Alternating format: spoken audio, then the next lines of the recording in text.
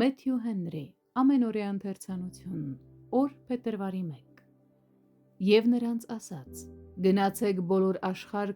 ավետարանը քարոզեցեք ամեն արարածի։ Մարկոս 16-րդ գլուխ 15-րդ խոսք։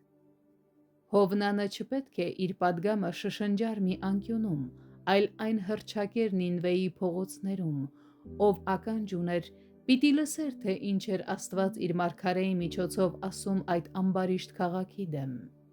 Երբ մեղքի աղաղակը բարձրանում է Աստծո առաջ, ապա վրեժխնդրության աղաղակն է դուրս գալիս մեղավորի դեմ։ Նա պարտավոր է գնալ Նինվե եւ հենց այնտեղ, նույն վայրում, բարձրաձայն բողոքել նրա չարության դեմ։ Այլ մարգարեներ պատվիրան էին ստանում պատգամներ ուղարկել հարևան ազգերին, եւ նույնիսկ Նաոմի մարգարեությունը կրում էր Նինվեի բեռը, սակայն հենց Հովնանը պետք է անձամբ գնար եւ անձամբ տաներ այդ պատգամը։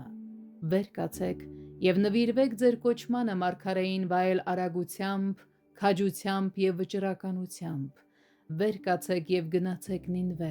Նրանք, ովքեր կատարում են Աստծո հանձնարարությունները, պետք է անցնեն գործի, նրանք պետք է սկսեն գործել ըստ իրենց կոչումի։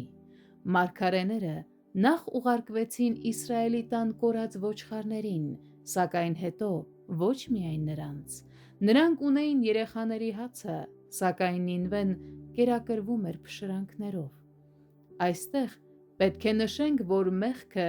փոթորիկներ եւ մրրիկներ է բերում հոգուն, ընտանիքին, եկեղեցուն եւ ազգերին, դա անհանգստացնող եւ տագնապալի բան է։ Փոթորիկն այնքան ուժգին էր, որ նավը թվում էր շուտով կկոտրվի,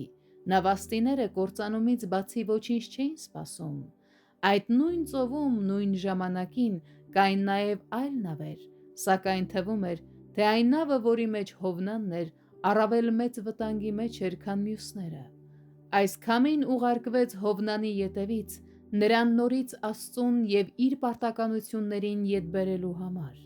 Եվ հենց սա է այն մեծ ողորմությունը,